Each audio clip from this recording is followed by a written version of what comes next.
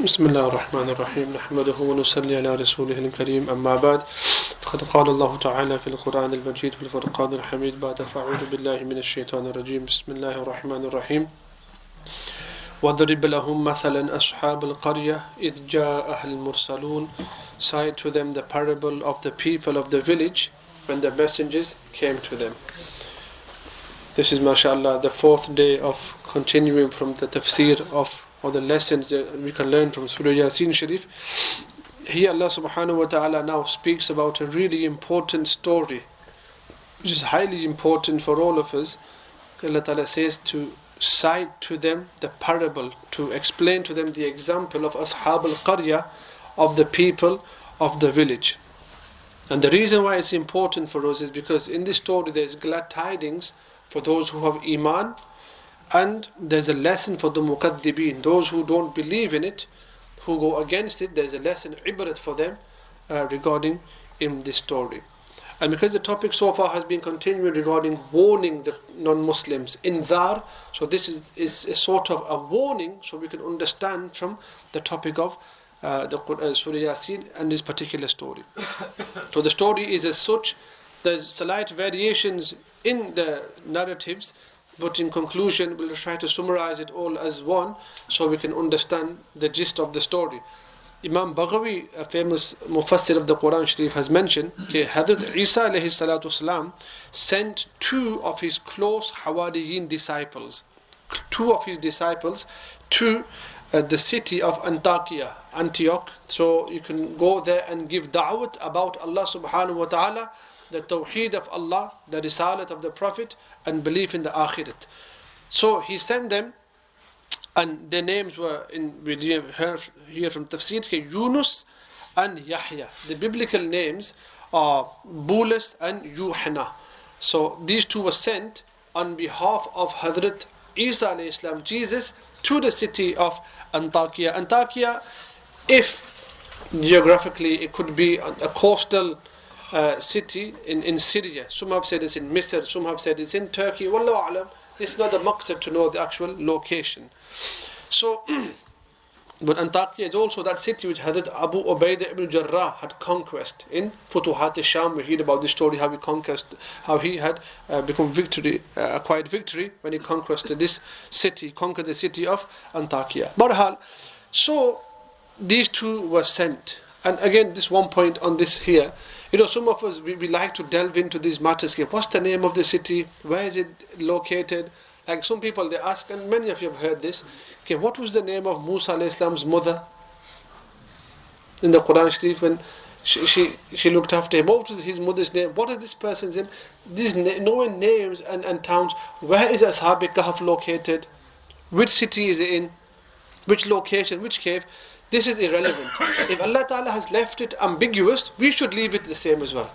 So we shouldn't delve into those matters which have, for us, it won't have any meaning. But what we need to know is to learn lessons and ibrat from the lessons and these anecdotes and these parables. Not to, what's this person's name, where is this located, what happened here, etc. That's why Hazrat Hakim al-Ummat in his masterpiece Bayan al-Quran has mentioned, Ibahamu ma abhabahumullah. Whatever Allah Ta'ala has left ambiguous, you leave it. Don't delve into it. Leave it as it is. Anyway, so Isa alayhi salam sent two of his disciples, Hawariyin, to this city. And it was so that they will go there and give da'wat to these people about Allah subhanahu wa ta'ala and create this fear, this indar regarding Allah subhanahu wa ta'ala and the day of Qiyamah. So when these two messengers had reached, today's dars will only be about this one story, inshallah. So when these two messengers, these two qasids on behalf of Isa alayhi salam had reached. Now here is a slight variation. Some historians like Allama Alusi Baghdadi and Allama Andalusi and Ibn Kathir, the famous historians, have also written that there weren't two disciples of Isa alayhi salam. Balki these two were actual prophets before Isa alayhi salam. So this is another variation in here. And it was a different city. It wasn't this city, but another city. Because Antakya today still stands there as the city. And this city later on got destroyed, as we will hear about it, either today or next that we will have on this topic. So anyway, these two disciples or prophets, let's just say the disciples, so we can go according to one narrative. These two disciples went to this city called Antakya. Allah Ta'ala has mentioned this in the Quran Sharif now, because there's so much to learn from this story. So when they reached close to the city on the outside, they saw an old man grazing sheep. So they approached him. He was the first person they had met. Assalamu alaikum. He said, what are you talking about, Assalamu alaikum? Who are you? Where are you from? They said, we are messengers sent by Isa alayhi salam, and Allah Ta'ala instructed him to send us to give da'wat about Allah. So this person who they met, his name was Habib ibn Ismail Najjar. He was a carpenter by profession. Some have said he was somebody else, but by profession, the qawi and the most authentic one is that he was a carpenter. And he was outside grazing his sheep. So they said, you are giving da'wat about one Allah, so what is the sign that your Allah is the truth? They said, look, we have come to tell you that your idols don't give any nafa, don't give any nuqsan, no harm, no benefit, and Allah does everything. Okay, what's your proof then? Give me some sign. They said, what sign do you wish? He said, well, you see, I've got a son who is ill for the last 2 years. He's in the bedridden. He's disabled, he can't move. So can your God or your Allah or your Rabb, can he cure this child of mine? They said, let's take us to your child. Let's go and see your child, and we will pray to Allah, we'll pray salah, we'll make dua to Allah, we'll show you the power, the qudrat of Allah subhanahu wa ta'ala, and if Allah ta'ala wills, then maybe this child will become better. So he said, let's go. So now this person is intrigued now. He's been worshipping idols for 70 years himself. Habib Najjar, he was an idol worshipper, and he was out on the outskirts looking. Some have said he was ill himself. He had leprosy, and some have said that his child, he was disabled on the bed. He went to their home.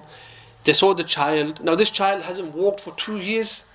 He made dua to Allah subhanahu wa ta'ala, prayed salah, prayed something, did dam, rubbed their hands over the child. Instantly the child stood up.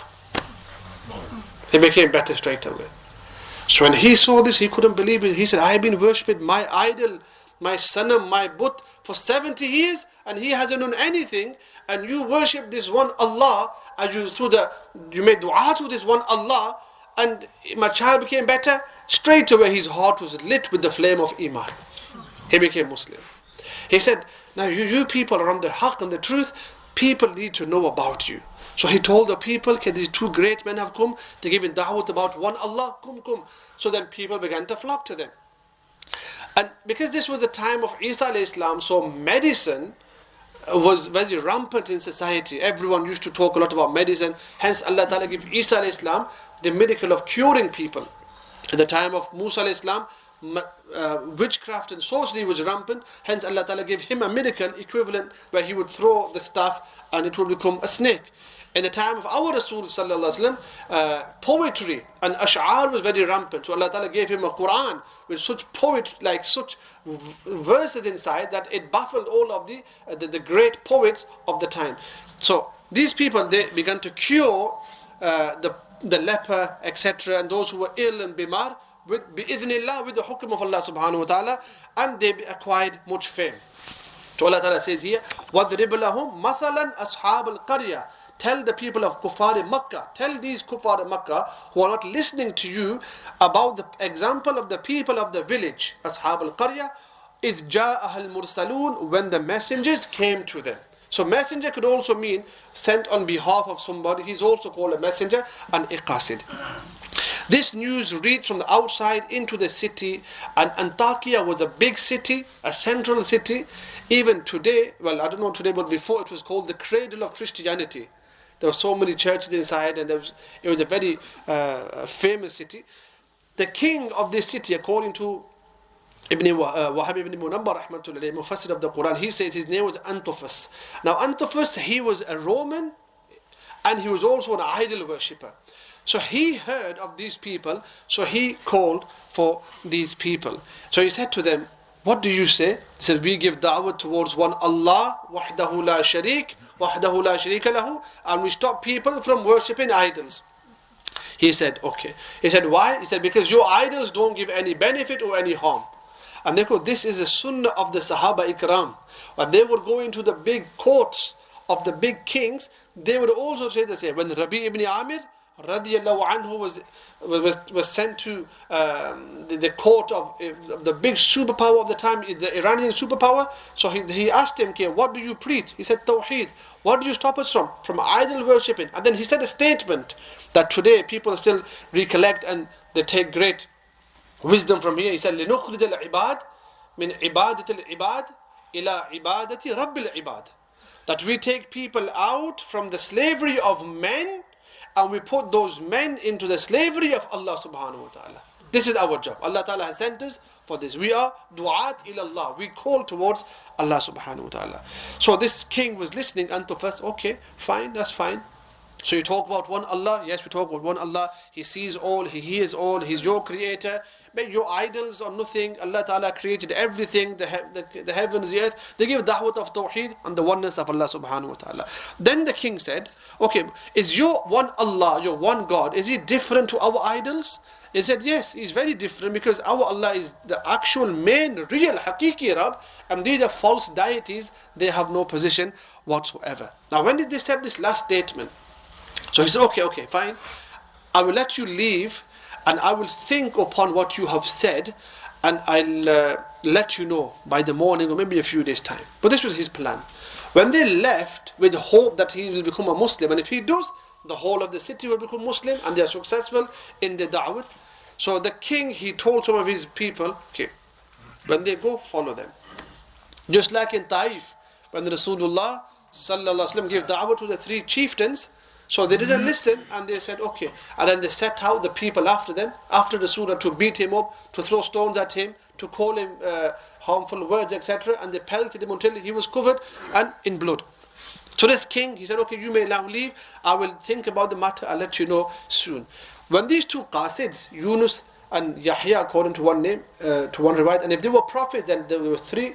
These 2 are called Sadiq and Masduq. Sadiq and Suduq. These 2 were the names according to Ibn Kathir. So when they left and they reached into the bazaar, walking, then from behind people came, got hold of them, beat them up, punched them, kicked them, thumped them, threw them onto the floor, tied them up and took them to the prison. So the king said, tie them up inside the prison, chain them up. How dare you give da'wat of one Allah to us?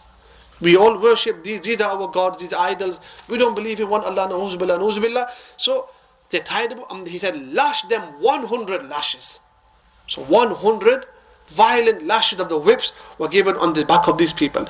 Now this also became famous. The news spread out, okay, these people came, they were well-wishers, good people, thinking good for the people, and the king did this to them and he locked them up. So this news again reached out until it reached the ears of Hazrat Isa alayhi salatu wassalam. So when he saw that these 2 have been imprisoned and beaten up and lashed like this, and now they are majboor and they are inside the prison, he then sent a 3rd person. And this person who he sent, he was called, according to the riwayat, Sham'un. Sham'un Sifar or Sham'un Sigar, one of the 2. He was the main disciple of Hazrat Isa alayhi salatu wasalam. But after Isa alayhi salam was lifted to the heavens, his Khalifa, the one who then told everyone the rulings of Tawheed and Risalat, was this person called Sham'un. Allahu Akbar. So imagine his maqam. So Isa alayhi salam said, I want you to go now, and you go and see what you can do, and you go and give da'wat to these people. So Allah Ta'ala then says in the Quran, this is where the next verse comes, إِذْ أَرْسَلْنَا إِلَيْهِ مُثْنَيْنِ. We read it every day, mashallah, in Sūrah YāSīn. So now we'll have an understanding when we are praying what we are reading. إِذْ أَرْسَلْنَا إِلَيْهِ مُثْنَيْنِ. When we sent 2 to them. فَكَذَّبُوهُمَا. Then the people falsified them. They didn't believe in them. فَعَزَّزْنَا بِثَالِثٍ. Allah then says, we strengthened them with a 3rd, meaning فَعَزَّزْنَا بِثَالِثٍ. So the 3rd person, he came to them, فَقَالُوا إِنَّا إِلَيْكُمْ مُرْسَلُونَ. And they said, we have certainly been sent as messengers to you people. Another narration here, before I forget, is when these 2 people came into the city of Antakya, then they couldn't get to the king because it's difficult to get close to the king. So they were waiting, looking for an opportunity. How can we get da'wah to the king? So one day the king was coming out entourage on his, with all of his men and his soldiers. Then from loud they said, Allahu Akbar. They shouted at the top of their voice, Allahu Akbar, La ilaha illallah, Subhanallah. They did the dhikr. And then the king said, who are these people? And then he got really angry and frustrated. He took them and he lashed them and he imprisoned them inside the dungeon. From this we learn one very important lesson before we move on. Da'wat. When there's two, that's why we have this usul in Da'wat and Tabligh.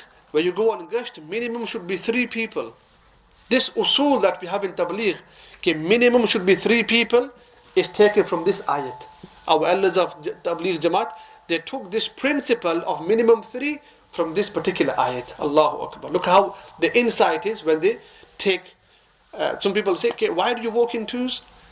Why 3 days? Why do you have an Amir, Rahbar, Mutakallim? Why do you have this? Why 40 days? Why 4 months? Why 3 of you? Why minimum 3? Why maximum 10? It's all usul from the Quran and Sunnah of Rasulullah. Allah give us tawfiq to appreciate this. So this is where we take the principle of minimum 3 people when a person goes for umumi gasht. So from this we also learn, ulama have said, okay, the work of da'wat, giving da'wat to somebody and propagating deen is accomplished more effectively in a group rather than individually. If somebody says, oh, mashallah, these brothers are doing gasht and they're doing tabligh, they're going in the path of Allah and they're working effortlessly trying to bring people to the masjid, but I don't agree with certain aspects of this, so hence I will do my own individual work and I will call people to the masjid. It won't work like this. You can try, you may have some benefit, but the larger benefit will be in that which is accomplished effectively inside a group. Yadullah alal jama'ah. Allah's help is collectively upon a group of people who work together. A person can preach individually and he'll be rewarded, but when there's a greater benefit in preaching in groups. So this third person now came, Shamu'un. Allahu Akbar. So he came all the way from where he was, he reached all the way to the city of Antakya. Now, what he did, he had to become clever. He couldn't go in as a normal person. So he dressed up as like the Romans. He changed his attire and his hulya. He pretended to become an idol worshipper. But really, he was the Khalifa of Hazrat Isa alayhi salam. Allahu Akbar. Such a great person. So when he came in, he pretended, he would pray to Allah. When they would all be praying to the idols, he would pray with them. But his niyyat was towards Allah subhanahu wa ta'ala. He wouldn't be bowing down to the idols. And then slowly people saw him, how his servitude, how he's worshipping, his akhlaq, his character. So he began to win the heart of the people. And then he went step higher. Then he began to win the heart of the notable people, then the soldiers, and then the people close to the king. Eventually, when they all became manus to him, they said, you're such a great man. You shouldn't be living amongst us common people. Let's introduce you to the king himself. And this was his plan. Allahu Akbar.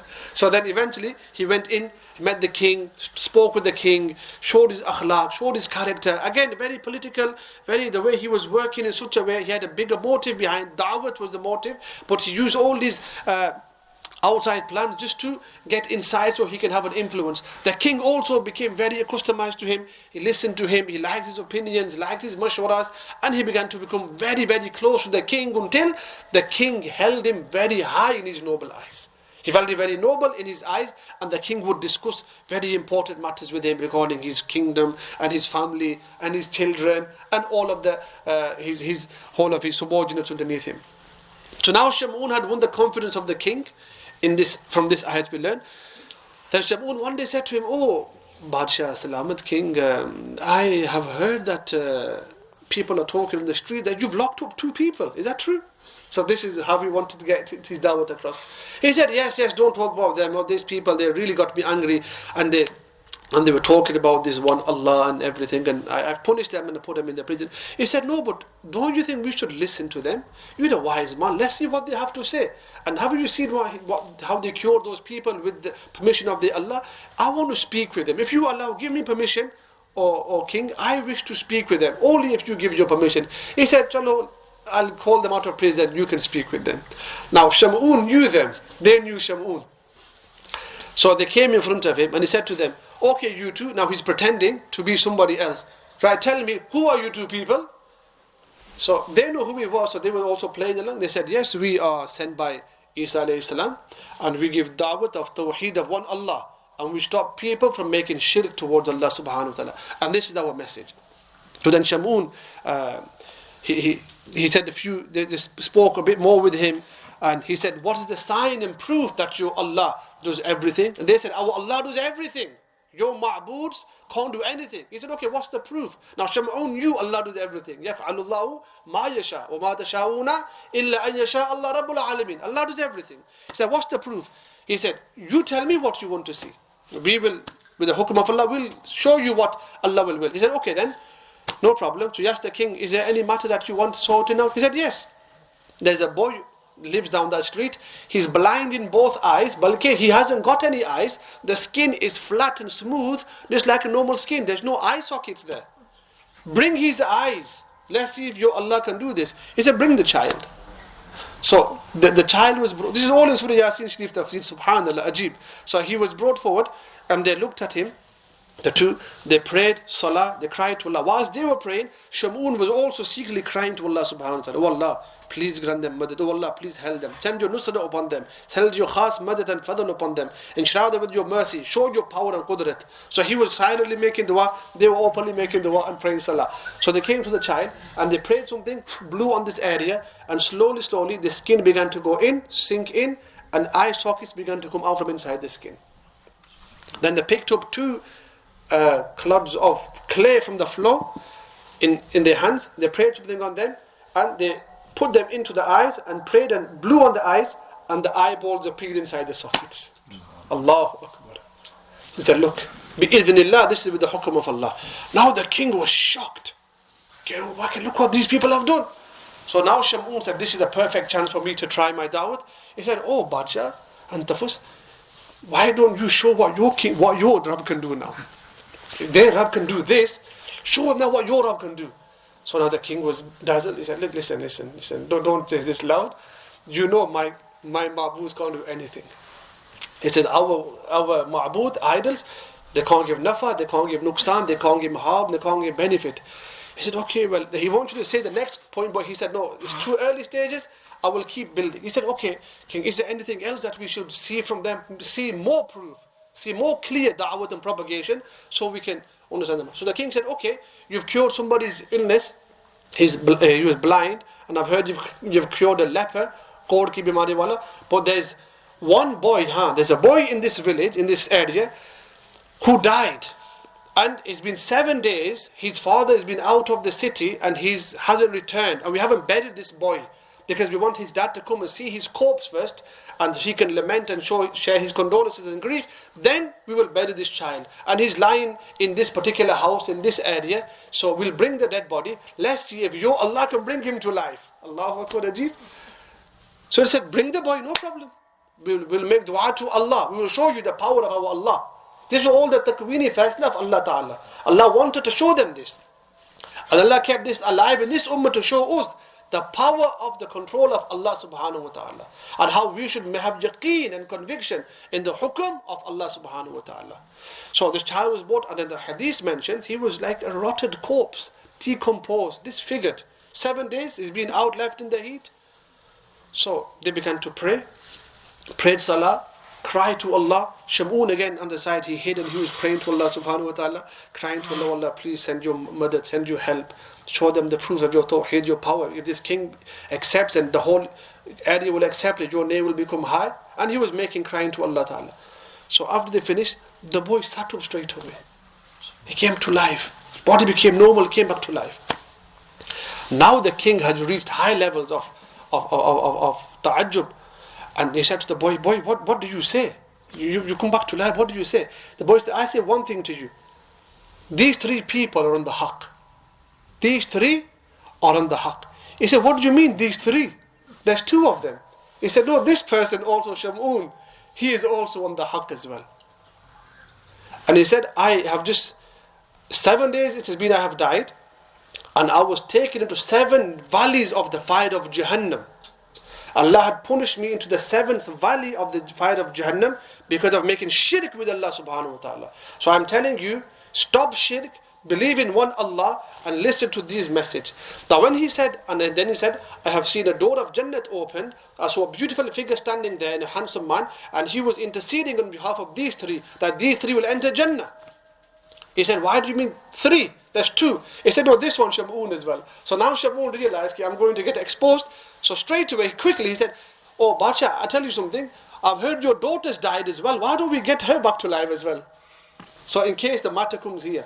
So the king said, yes, my daughter has also died. Okay, let's go to my daughter's qabr. Let's see what you Allah can do. Now, this should have been such proof for him to accept Islam and the message. They went to the daughter's qabr. Again, they prayed. Hadith mentioned, the various narration of hadith in the tafsir as well. The qabr opened, his daughter came back alive. And he said, daughter, what do you say? And she said the same thing. Oh, my father, you are on the wrong. I have seen everything in the afterlife. These people are on the haqq, and you need to bring iman upon one Allah. Allah give us tawfiq to understand this. You need to bring iman upon one Allah. Stay away from shirk. And my Abu, I know deep down, you still won't accept iman. So, can you please put me back inside my qabr? So she took some soil, put on her own head, and the hadith says they made dua, she was back inside, and the qabr shaped itself again. So all of these were proofs, clear, crystal clear proofs of the truth. Just like Kuffar in Makkah saw clear, crystal proof of Rasulullah splitting the moon in half. Two pieces. Still they did not believe. They saw water gushing from his fingers. Still they did not believe. Abu Jahl heard pebbles in his hand saying La ilaha illallah. Still he did not believe. So many signs, but when kufr is deep within the heart, you cannot. So when these people saw all of these signs, they still said, قَالُوا مَا أَنْتُمْ. The people then said, okay, إِلَّا بَشَرٌ مِثْلُنَا. You are merely humans like us. وَمَا أَنزَلَ الرَّحْمَنُ مِنْ شَيْءٍ إِنْ أَنْتُمْ إِلَّا تَكْذِبُونَ. After seeing all these miracles and the signs of Tawheed, the people said, you are merely humans like ourselves. Allah has not revealed anything. You are only lying. So they call all these three messengers lies. So Tafsir Uthmani says that they said, you have made all of this up and you have just attributed it towards Allah subhanahu wa ta'ala. Meaning you like magicians or you soothsayers or you doing witchcraft. This is not from Allah subhanahu wa ta'ala. وَمَا أَنزَلَ الرَّحْمَنُ مِنْ شَيْءٍ إِنْ أَنْتُمْ إِلَّا تَكْذِبُونَ. You are just lies. That's when the three Qasids replied, قَالُوا رَبُّنَا يَعْلَمُ إِنَّا إِلَيْكُمْ لَمُرْسَلُونَ. They said, our Lord knows that we have been sent as messengers to you people. وَمَا عَلَيْنَا إِلَّا الْبَلَاغُ الْمُبِينَ. These are the famous ayat, mashallah, we read every single morning. They said clear propagation is our responsibility. It was our job to give you da'wat. Allah's job now to give you hidayat. But for hidayat, you need to have a receptive heart. To get rid of your inad and your takabbur and your arrogance. Allah will show you the truth. So we've done our job, fulfilled our responsibility in a very easy manner for you to understand this balaghul mubin, this clear propagation of these curing the blind people, resurrecting the dead, curing the leper. What bigger proofs do you want than seeing this with your own eyes? From this our ulama have said, when a person gives da'wat, there's three things he should keep in mind. And this is for every single person who gives da'wat. Number one, what you're saying has to be haqq. You can't give da'wat of batil. Number two, the method you apply has to be haqq.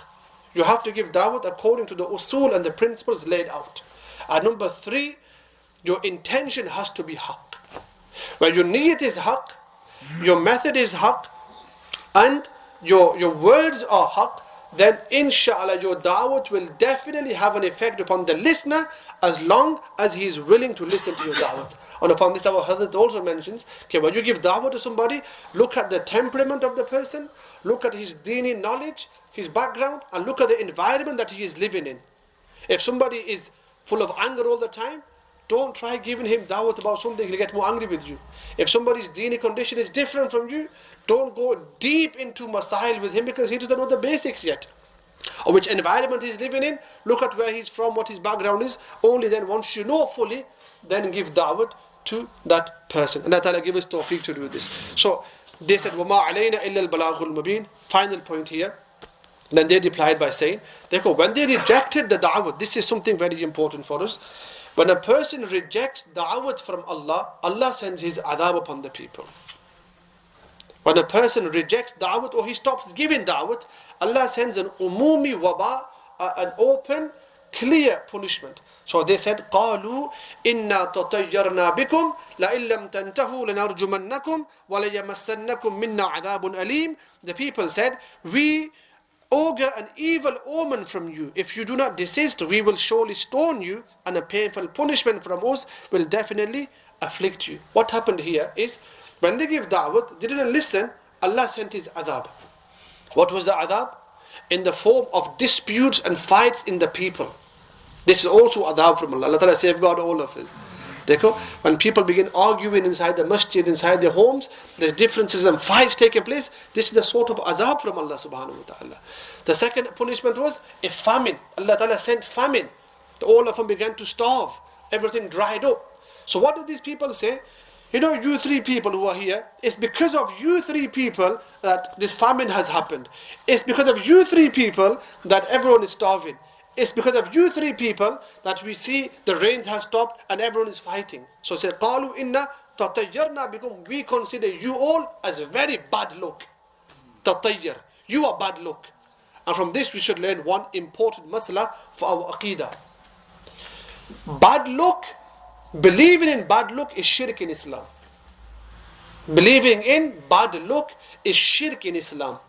What the Arabs used to do, تَطَيَّر is from the word, they used to get a bird and they used to say, okay, we're going to go on a journey, or we're going to marry this lady, we're going to throw this bird in the sky. If it flies straight, it means we will go straight on our journey. If it flies right, that means we should get our lady, our daughter wed in this family, it will be good luck. If the bird flies left, it's bad luck, we're not going to do it. Ajib? So they used to get the bird, throw it up. If the bird flew left, they said, we can't do this journey, and finish the whole situation.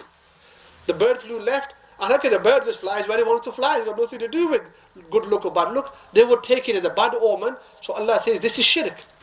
That's why Rasulullah said in a hadith, sallallahu alaihi wasallam, ke natafa'alu wa la yatatayyaru. Rasulullah would take good omen. Good omen is jaiz and mustahab. I'll give you an example of good omen. You woke up in the morning, and the first person you saw, let's say for example, his name was Suhail. You woke with the morning, the first person you saw is Suhail. What does Suhail mean? From the word Sahel, which means easy. So you look at him and say, the first person I met this morning is a person called Suhail. So I feel all my day's things will become easy and sahel for me. This is called good omen. The Rasulullah would do this. But bad omen, or a black cat crossed my path, no, I shouldn't do this. Or my left eye is, what do they say? It's itching or flickering, or my left hand is scratching, or I walked underneath a ladder, or I dropped the salt before a journey. This is shirk with Allah Ta'ala. Allah safeguard all of us from this. Bad omen is nothing. And the hadith also says, وَكَانَ يُحِبُّ الْإِسْمَ الْحَسَنِ. Rasulullah would love good names. He would walk past a street, or like in those days valleys or rural areas or mountain or pathways. He would say, what's this mountain called? When they would say it has this name, he would smile. This is a good name. What's this road called? Or this road is called this. No, change this name. It has a bad meaning. He would love good names. Anything bad, he used to change them. So we should also apply this principle inside our lives. Bad omen, and evil omen, and suspicion, we shouldn't go into this. That's why one hadith also, this is important for our aqidah, hence I am saying this. Rasulullah said, La adwa, wala tiyarata, wala hama, wala safara. He said, adwa. And this is again a point of aqidah, and we have to understand this with conviction. He said, no illness is contagious. Allahu Akbar. No illness is contagious. If you have a cough, another person can't catch that cough from you. The Rasulullah has told us this in hadith. If somebody has an infection, nobody else can catch that infection from you. Rasulullah has told us this in the hadith as well. There's much tashri in this, but this is enough to understand part of conviction. Then why do we stay away from them, people? So that your aqidah and your conviction doesn't change regarding Allah Ta'ala. In case you may begin to think, okay, I don't know if I sit with him, then I'll catch this illness. So you may think illness is transferred itself without Allah Ta'ala being in control of it. So one Sahabi came to Rasulullah and said, Ya Rasulullah, we have this very good camel here, a very good camel, and there's another camel which had kharish, I don't know what they call it in English, but it had like this itching problem, this camel, and it was ugly. When this good camel that used to run like a deer, when it met this camel which was full of itching and problems and pus and all of these wounds on it, this first camel became bad. So how are you saying that infections don't pass over? So Rasulullah said, okay, if that's the case, who gave the first camel the infection first? Said Allah gave it. So Allah gave it to this one, so who gave it to the second one then? Allah gave it.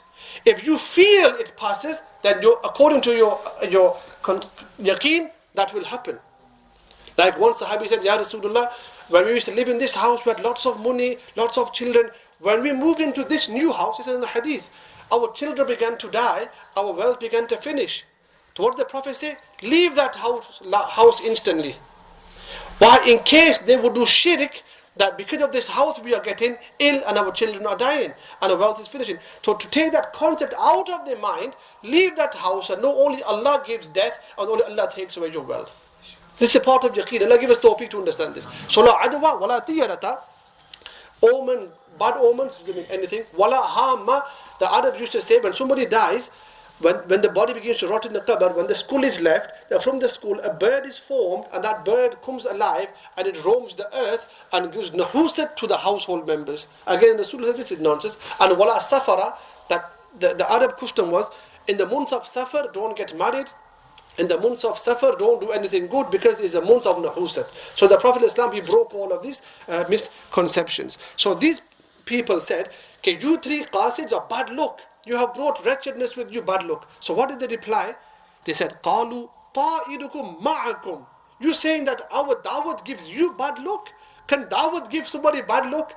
Me talking about Allah to you, can that give you bad luck? قَالُوا طَائِرُكُمْ مَعَكُمْ. The messenger said, your omen is with you. You are the bad luck yourself. قَالُوا طَائِرُكُمْ مَعَكُمْ أَإِن ذُكِّرْتُمْ. This is the point. أَإِن ذُكِّرْتُمْ. Okay. Is it an evil omen that you have been given da'wat? If we talk to you about Allah, you say, I don't want to listen to you because I haven't got time, go and do something else. Don't you like listening to da'wat? بَلْ أَنْتُمْ قَوْمٌ مُسْرِفُونَ. They replied, okay, you are but a transgressing nation, that you have gone beyond all sorts of limits by having this concept in your mind. بَلْ أَنْتُمْ قَوْمٌ مُسْرِفُونَ. I'm going to skip out some parts here and finish off here. So what we learn from here is that da'wat will protect a person from the adab of Allah subhanahu wa ta'ala. Another thing we learn is when somebody comes to give us da'wat, don't push him away from your eyes. Listen to his da'wat. Don't say, "Bhai, I haven't got time for you," and do something else. Halaki, you've got all the time in the world. So when somebody comes to speak to you about Allah, listen to them. Allah give us tawfiq. When you do, Allah's rahmat comes down.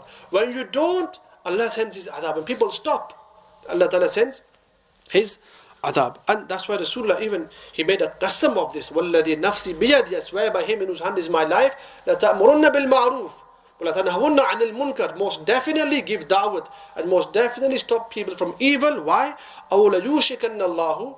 A time will come when أَن يَبْعَثَ عَلَيْكُمْ عَذَابًا مِنْ عِنْدِي ثُمَّ لَتُدَعُنَّهُ وَلَا يُسْتَجَابُ لَكُمْ. The time will come when you will stop da'wat, you will stop telling people about good, you won't stop them from committing sins anymore.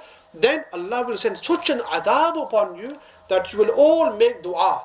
And who will make dua?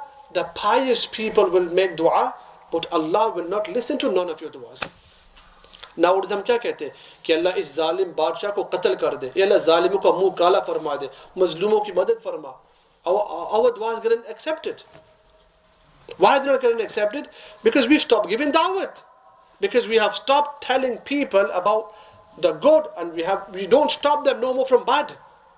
Part time, free time. ये उलमा का भी किरदार है. आलिम दीन's job is to stop another person from bad. But how many ulama stop people from bad? Hardly any. It's not just a part-time thing. How many of us tell our children to stop from bad, or our wives to stop from bad? We don't. We give up. So hence we see these problems happening inside. Allah Ta'ala give all of us the tawfiq. And we have the quwwat. Therefore, every parent has the power to change his household.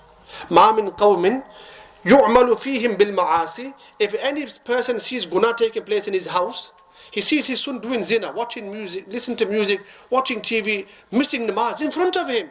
The Abu is watching his son doing something, or a father, or a husband, or an imam, or anyone in the area. ثُمَّ يَقْدِرُونَ عَلَىٰ أَنْ يُغَيِّرُوا, and he has the power to stop him. ثُمَّ لَا يُغَيِّرُونَ, but he doesn't stop him. What will happen? Because this is the situation that I experience, you experience. Someone is doing something wrong in your house, you can stop him, you have the power to stop him, but you don't stop him. What's the outcome? إِلَّا يُوشِكَ أَن يُعَمَّهُمُ اللَّهُ بِإِقَابٍ. Allah will send his azab upon that person. And what is the azab? This frustration, this anxiety, this fighting with the wife, this your child not listening to you, this your child running away from home, this your parents always fighting, your wife fighting, your children arguing, financial problems, difficulties in the home, mood swings, anger, frustration, anxiety, depression. All of this is because we don't fulfill our responsibility. Allah give all of us the tawfiq to do this. Very important. देखो भाई, ये बात जो कह रहा हूँ, ये दिल की गहराइयों से इसलिए मैं कह रहा हूँ because इसके जिम्मेदार हम खुद हैं और इसके कसूरवार भी हम बन रहे हैं. We are responsible for this, and at the moment we, because of us, the muashra is also getting kharab around us. Allah Ta'ala safeguard all of us. So, بَلْ أَنْتُمْ قَوْمٌ مُسْرِفُونَ, you are but a transgressing nation. So these people, they right at the end, what did they decide? They listened to the qissa, they heard the point, they said, we're not satisfied, and they made an intention now to kill all three of these people. So they got ready to kill these three people, but what happened? Just before they killed them, if you remember right at the starting, that Habib bin Najjar, who they met at the starting first, on the outskirts of the city, who was on the furthest part, وَجَاءَ مِنْ أَقْصَى الْمَدِينَةِ رَجُلٌ يَسْعَى. We read this in Sūrah YāSīn, before the first side. This man, he came running from the further side. Okay, wait, I have something to tell you. So before they killed them, he wanted to say something to them. And what he wants to say to them, inshallah, we'll discuss this, inshallah, in the next tafsir session. Allah Ta'ala give me the tawfiq. Allah Ta'ala give all of us the tawfiq to fulfill our responsibilities, and give us the himmat, the strength, the ability and the energy to continue giving da'wat and forbidding people from evil, and continue worshipping Allah subhanahu wa ta'ala. Wa akhiru da'wana and alhamdulillahi rabbil alameen. Wa sallallahu nabiyyul ummi wa alayhi ila al-balagh. Subhana rabbika rabbil izzati amma yasifun wa salamun ala al-mursaleen. Alhamdulillahi rabbil alameen.